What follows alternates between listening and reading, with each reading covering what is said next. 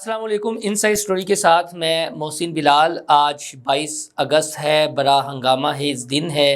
خاص طور پر اسلام آباد کے تناظر میں ایک تو مبارک ثانی کیس کی جو نظر ثانی اپیل کی تھی حکومت پنجاب کی جانب سے، اس کو لبیک والوں نے اور دیگر مذہبی رہنماؤں نے مسترد کر دیا تھا اور یہ کہا تھا جی کہ ہم اسے مسترد کرتے ہیں، اور پھر کرین والوں نے تو خاص طور پر اپنے کارکنان کو کال دے دی تھی صبح 8 بجے سپریم کورٹ پہنچنے کی، اور ڈی چوک میں کنٹینرز وغیرہ لگا دیے تھے۔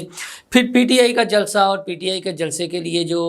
ضلع انتظامیہ نے این او سی دیا تھا وہ منسوخ کر دیا، لیکن اب وزیر اعلیٰ کے پی کے علی امین گنڈا پور نے اعلان کر دیا جی کہ ہم تو پہنچیں گے۔ تو ہنگامہ خیز دن ہے یہ ویلاگ جب اپلوڈ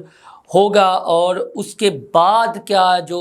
منظر ہوگا میں تھوڑا سا بیان کر دیتا ہوں، لیکن اس سے پہلے جو بہت بڑی ڈیولپمنٹ ہوئی وہ آرمی چیف کے تناظر میں ہوئی کہ حافظ جنرل عاصم منیر نے ایک اور انتہائی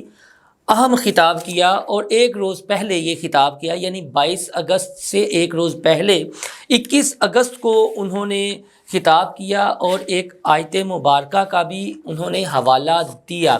ان کے خطاب میں جس طرح فساد فی الارض کا ذکر تھا، اس سے پہلے جو انہوں نے خطاب کیا تھا تب یہ سارا مبارک ثانی کیس اور دیگر معاملات اٹھے ہوئے تھے، تو ایک روز پہلے اس طرح کا خطاب اور پھر حوالہ دینا، تو پہلے وہ میں ڈسکس کر لیتا ہوں، پھر لبیک اور دیگر معاملات پر آتا ہوں کہ یہ پورا دن کیسے گزرنا ہے، کیا ہنگامے ہونے ہیں، اور اللہ نہ کرے کہ کوئی امن و امان کی صورتحال خراب ہو۔ تو آرمی چیف حافظ جنرل عاصم منیر نے اسلام آباد میں جو خطاب کیا اس میں انہوں نے نوجوانوں کو مخاطب کیا اور یہ کہا کہ آپ کی آنکھوں کی چمک دیکھ کر یہ یقین ہو جاتا ہے کہ پاکستان کا مستقبل محفوظ ہاتھوں میں ہے۔ انہوں نے کہا کہ آزاد ریاست کی اہمیت جاننی ہے تو لیبیا، شام، کشمیر اور غزہ کے عوام سے پوچھو۔ آرمی چیف نے کہا کہ نوجوانوں،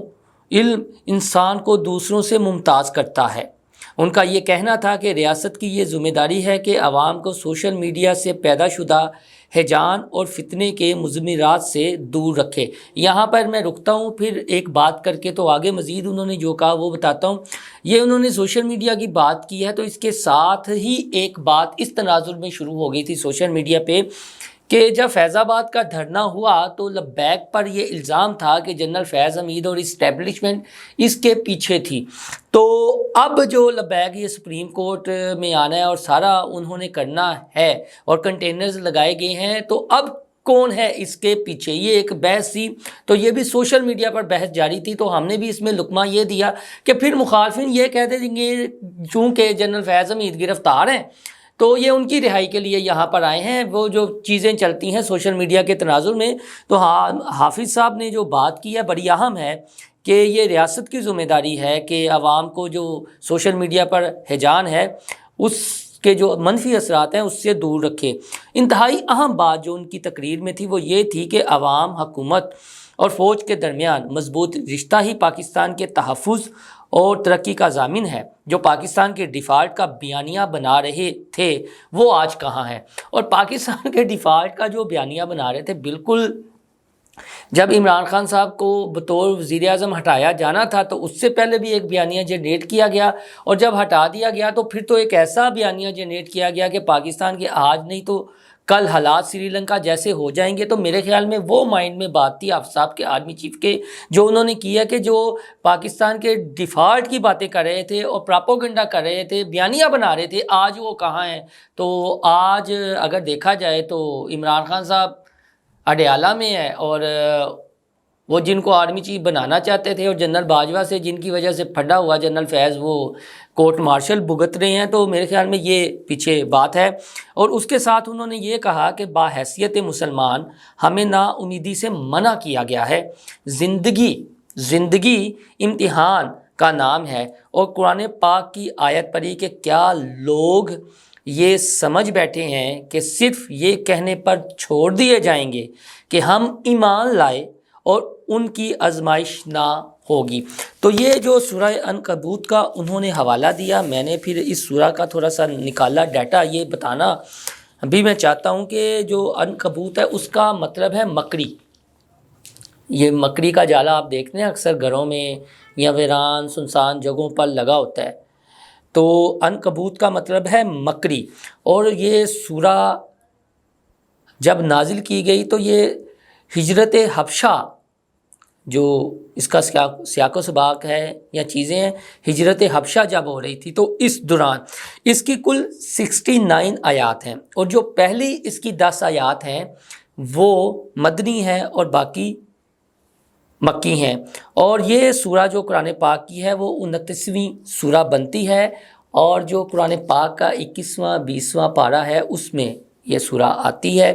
اور اس سورہ کا جو موضوع ہے وہ جہاد اور منافقین کے بارے میں ہے، اور جہاد اور منافقین کے بارے میں ہے تو ظاہر ہے کہ مسلمان، جو علامہ اقبال کا شکوہ اور جواب شکوہ نظم بھی ہے کہ گھبرا جاتے ہیں پھر اس تناظر میں، اور ہم آسانیاں تلاش کرتے ہیں، تو آرمی چیف نے جو بات کی، نوجوانوں کو مخاطب کیا، وہ پھر اسی تناظر میں تھا، یا پیچھے بیک گراؤنڈ یہی ہو سکتا ہے کہ جو مشکلات ہیں نا، ہم مشکلات سے گھبرانا نہیں ہے، پاکستان کا جو مستقبل ہے وہ روشن ہے، اور روشن مستقبل کے لیے ہم نے جدوجہد کرنی ہے۔ اور منافقین کا بھی انہوں نے ذکر کیا ہے کہ جو منافقین کہتے ہیں نا کہ ہم آپ کے ساتھ ہیں یا چیزیں ہیں، وہ اتنی آسانی سے ان کی جان خلاصی نہیں ہونے والی، اور اتنی آسانی سے وہ نہیں جنت میں جانے والے۔ یعنی قرآن پاک میں وہ جو منافقین کا ذکر بھی کیا ہے، سورہ توبہ میں بھی ملتا ہے، تو یہ اس تناظر میں بڑی اہم بات بھی انہوں نے کی اور آیت کریمہ کا حوالہ بھی دیا۔ سورہ عنکبوت، جس کا میں نے معنی آپ کو اردو میں بتایا کہ مکری، اور یہ اس کی آیت نمبر 2 تھی جس کا آرمی چیف نے حوالہ دیا۔ اس کے بعد انہوں نے کہا کہ پاکستان کا سب سے بڑا اور قیمتی سرمایہ ہمارے نوجوان ہیں۔ یہ بات خیر عمران خان بھی کیا کرتے تھے، نوجوانوں کو مخاطب کرتے تھے، یہی وجہ ہے کہ وہ ایک پاپولر لیڈر بنے، لیکن ہمارے جو مروجہ سیاسی جماعتیں ہیں یا لیڈران ہیں وہ اس چیز کو سمجھ ہی نہیں پائے۔ ہم کسی صورت اسے ضائع نہیں ہونے دیں گے۔ اور خطاب کے اختتام پر آرمی چیف نے نوجوانوں کو علامہ اقبال کا شعر سنایا، افراد کے ہاتھوں میں ہے اقوام کی تقدیر، ہر فرد ہے ملت مقدر کا ستارہ۔ اور اپنے خطاب کے بعد انہوں نے نوجوانوں کے سوالات کا جواب بھی دیا اور پاک فوج کا موقف بیان کیا۔ خاص طور پر پارا چنار میں جو قبائلی علاقہ ہے وہاں پر فسادات ہوئے، تو اس متعلق ان کا کہنا تھا کہ قبائل مل بیٹھ کر زمینی اور فروئی تنازعات ختم کرنے میں مدد دیں۔ یعنی پہلے یہ ایک پراپوگنڈا افواج پاکستان کے خلاف باقاعدہ منظم طریقے سے سوشل میڈیا پر کیا گیا تھا کہ وہاں پر جو ہے نا شاید پاک فوج اور جو قبائلی ہیں ان کے درمیان کچھ ہوا ہے، لیکن بعد میں پتہ چلا کہ یہ تو ایک زمین کا تنازع ہے پارا چنال میں، اور اسے مسلکی بنیادوں پر بھی وہاں پر ہوا دی جا رہی ہے، وہاں جو پراپوگنڈا کیا جا رہا ہے، اور یہ مسلکی رنگ دے کر، یعنی قبائلوں کی اپنی زمین کے جھگڑے تھے، بعد میں اسے مسلکی رنگ دے دیا گیا۔ جب پتہ چلا کہ افواج پاکستان کے حوالے سے پراپوگنڈا کام نہیں کر رہا تو پھر انہوں نے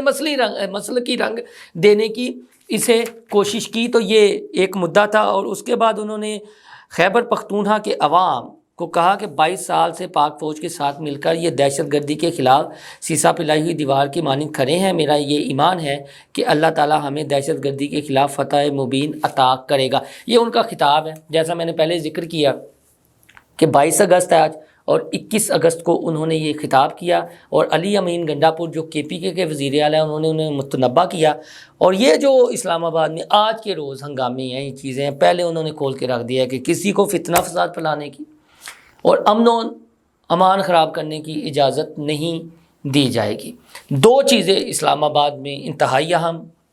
ایک مبارک ثانی کیس والا سپریم کورٹ میٹر، اور یہ پی ٹی آئی کا جلسہ۔ اب یہ بہانہ بنا دیا جائے گا کہ وہ ادھر ظاہر ہے پہنچے، اور انہوں نے پہنچنا ہے تو پی ٹی آئی کو اجازت نہیں ہے، تو کچھ ہوتا ہے تو یہ کہیں گے دیکھو انہوں نے کتنے اتھے پہنچا دیتا ہے۔ وہی سوال جو میں نے جنرل فیض والا کیا تھا کہ جب فیض آباد دھرنا ہوا تھا تو بعد میں اب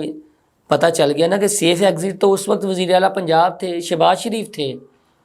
اولین ذمہ داری تو مظاہرین کو یا اس ریلی کو یا احتجاج کو روکنے کی 2017 میں ان کی تھی نا، پنجاب کی حدود سے ہی آیا تھا نا، لاہور سے شروع ہوا تھا، تو کس کی اولین ذمہ؟ تو اب یہ میٹر